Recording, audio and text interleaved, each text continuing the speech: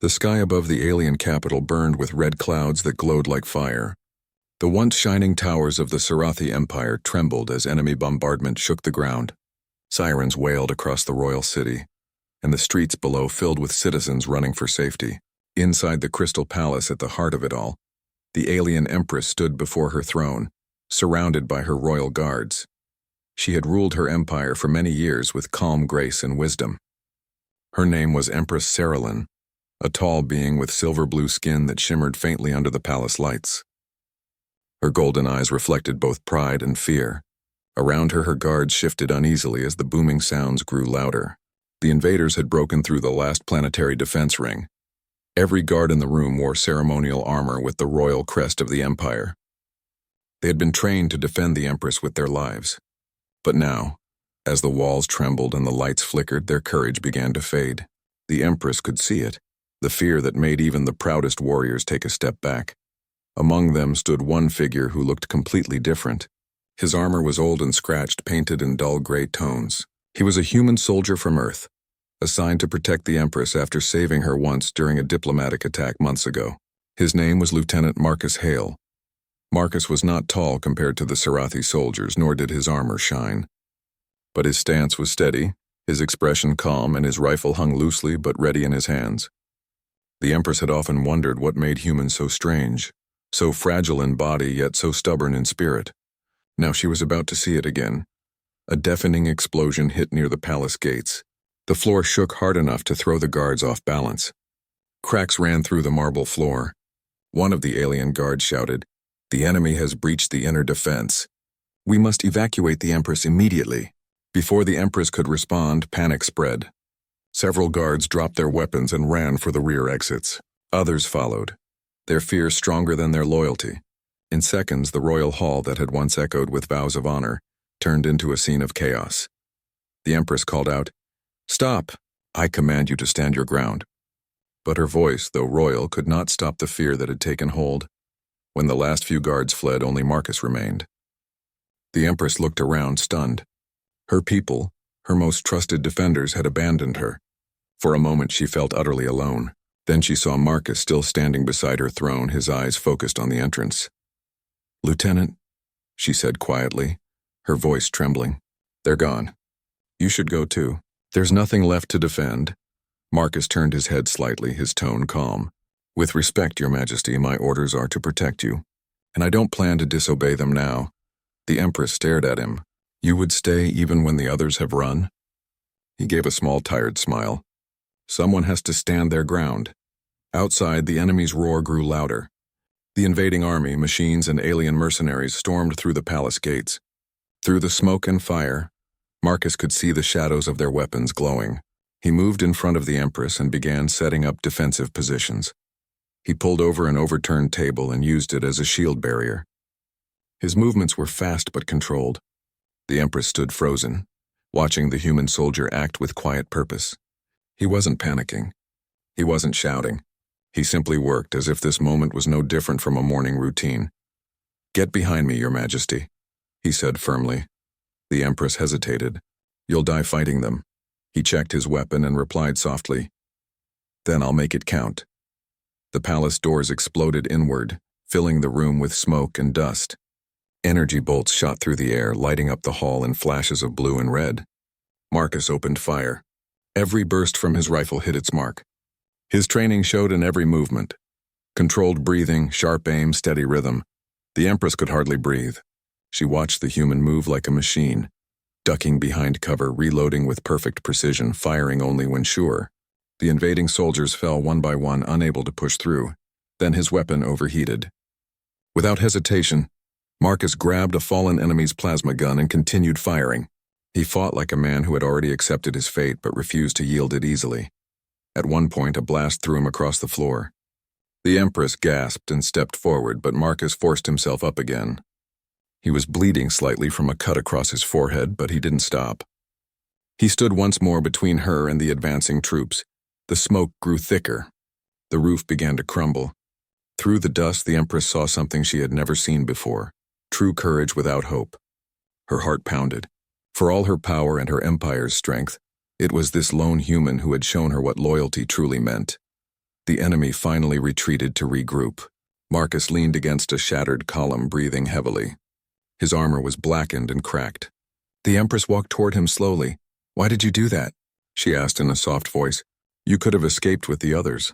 Marcus wiped the sweat and blood from his face. "Because you're not just a ruler to me, ma'am. You're someone who trusted me when your people didn't, and I don't leave people I trust behind." The Empress didn't know what to say. For years she had ruled over countless systems, given orders that no one dared question. But this human had not stayed because of duty or fear. He stayed because of belief. As night fell, the palace fell silent again. Fires burned in the distance. The Empress sat on the steps near her throne while Marcus stood guard near the window, scanning the horizon. After a long silence, she asked, "Do humans always act this way?" Marcus chuckled softly. "Not always, some run. But the ones who stay, they make history." She looked at him carefully. "Do you think I can rebuild my empire after this?" He nodded slowly. "You're still alive. That's the first step." Hours passed. The Empress found herself remembering her old lessons: honor, loyalty, strength. Yet none of her teachers had ever spoken of a courage like his. A courage born not from pride but from heart. When dawn began to rise, light filtered through the shattered windows. Marcus hadn't slept. He stood quietly, watching the sun lift above the ruined skyline. The Empress joined him. Outside, the enemy army was withdrawing, their main commander captured by Allied forces. For now, the danger was over. The Empress looked at Marcus and said softly, "You stood when my guards ran. I will not forget this." Marcus smiled faintly. "That's enough for me, Your Majesty." The Empress felt something change inside her that morning. She had seen bravery in many forms on battlefields and speeches in the loyalty of her people, but never like this. A lone human far from his own world had become her shield. As the sun rose higher, repair ships appeared in the distance. The Empire's Allied fleets had returned, answering her distress call that Marcus had managed to send in the middle of the battle. Rescue crews rushed to the palace, but the first thing they saw when they entered the throne room would become legend. A single human soldier, armor scorched and cracked, standing tall beside the Empress of a fallen world. She turned to him as the rescuers approached. "Lieutenant Hale," she said softly, "you have not only protected me, you have reminded my entire empire what honor truly means." Marcus shifted awkwardly. "Just doing my job, ma'am." But the Empress shook her head. "No, you've done far more than that."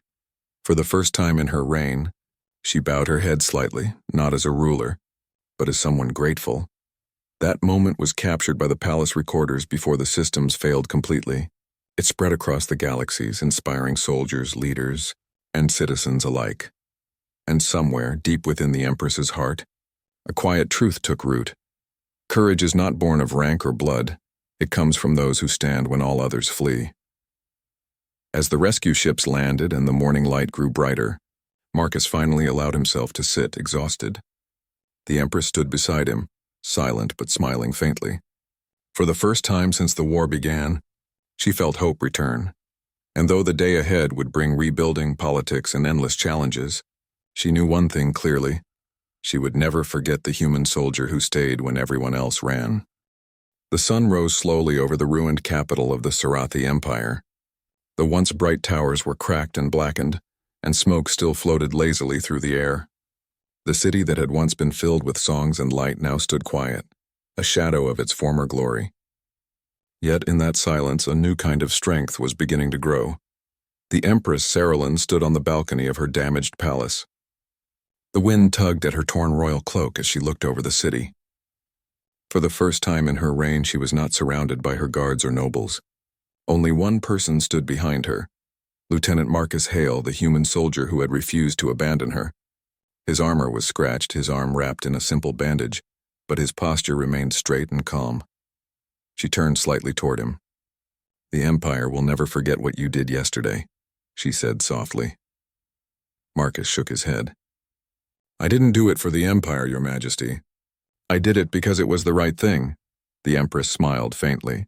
She had ruled over hundreds of worlds, spoken with thousands of leaders, but none had ever said something so simple and honest. She realized how different humans were. They didn't fight because of duty alone. They fought because of choice. Rescue ships hovered in the distance, their lights sweeping over the broken city. Crews began working to clear the streets and care for the injured. But even as repairs started, the Empress could feel something uneasy in the air. Her council would meet soon, and she knew what they would say. They would try to erase their shame, pretend loyalty, and silence the truth about who had saved her. Later that day in the Grand Hall, the surviving nobles and generals gathered. Their fine robes had been cleaned, their crowns and emblems polished. They bowed low before the Empress, pretending sorrow. "Your Majesty," said General Cyril, a tall alien with deep blue skin and proud eyes, "the traitors who abandoned the palace will be punished. You must restore the honor of the Sarathi army." The Empress listened silently, her golden eyes calm but sharp. Marcus stood at the edge of the room, quietly observing. He could sense the false pride in the air. These people hadn't faced the enemy's fire. They had hidden in safety and now spoke boldly. Another noble said, "We are grateful you survived, my Empress, but allowing a human soldier to remain in your personal guard may be improper. It sends the wrong message to the rest of the Empire." The Empress's eyes narrowed slightly. "The wrong message?" she repeated slowly. "Yes, Majesty," the noble continued carefully. "The Empire must show strength. If word spreads that your own guards fled while a foreigner stood in their place, it could cause embarrassment." Marcus looked down, trying not to react. He didn't care for politics. He just wanted to do his job and go home someday. But the Empress's silence was heavy. Finally, she stood. Her voice was calm but strong. "The wrong message," she said, "would be to hide the truth." The hall fell silent. Every noble and general stared at her. She stepped forward. "When the palace burned and my guards ran, this human alone stayed. He stood against an army while the rest of you hid. And you speak to me about embarrassment?" The room stayed quiet. No one dared to speak. The Empress turned toward Marcus. "Lieutenant Hale," she said, her tone softening, "you are no longer just my guard. From this day forward, you are my advisor and my friend. You will stand beside me as we rebuild." Marcus blinked in surprise. "Your Majesty, I'm just a soldier. I don't belong in royal meetings," she smiled gently. "You belong where courage lives." From that moment, things began to change. The story of the lone human soldier spread like fire across the Empire. Citizens who had lost faith in their rulers began to hope again. They saw the Empress walking through the ruined streets with Marcus beside her, speaking with the wounded and helping workers clear debris. She didn't hide in her palace. She was seen among her people. One day, while visiting a repair site, a young alien child ran up to Marcus holding a small piece of burned metal. "Is it true?" the child asked, eyes wide. "You stayed when everyone ran?" Marcus knelt down and smiled. "It's true, but you know what's more important?" The child shook their head. "That you never stop believing that one person can make a difference," Marcus said, "even when everyone else gives up." The Empress, standing nearby, listened to his words carefully. She realized his simple wisdom carried more power than any royal decree. Weeks passed, and the palace began to shine again. But the Empress noticed how Marcus never acted like a hero. He avoided attention, never spoke of what he had done. When reporters from across the galaxy came to interview him, he politely refused. One evening, the Empress invited him to dinner in the newly repaired council chamber. The table was quiet, the air filled with the faint sound of distant construction drones. "You could have anything you want now," she said gently. "Medals, lands, titles. Yet you ask for nothing." "Why?" Marcus looked thoughtful. "Because that's not why I stayed, ma'am. I didn't do it for reward. I did it because someone needed to." The Empress leaned back, studying him. "You humans," she said softly, "you confuse me. You're small, fragile, and so short-lived. Yet you carry hearts that bend for no one." Marcus chuckled quietly. "Maybe that's why we survive. We just don't know how to quit." The Empress smiled. For the first time since the war, she felt warmth return to her heart. She had seen fear, betrayal, and destruction. But now she was seeing something greater, hope built by honesty. Months later, the Empire faced another challenge. The enemy sent a message demanding surrender, promising mercy if the Empress stepped down. Many of her council members urged her to accept. They feared another war would destroy what was left. That night, she called Marcus to the balcony overlooking the city. "They want me to surrender," she said. "If I do, my people may live. If I refuse, we may lose everything." Marcus looked out at the lights below. Your Majesty, sometimes surrender is worse than defeat. If you give up now, your people will never stand again. She turned to him. What would Earth do? He smiled faintly. We'd stand. Even if we had nothing left. The Empress nodded slowly. Then that is what I will do. The next day she addressed her empire through the Galactic network. Her speech was short but powerful. When my guards ran, a single human stayed.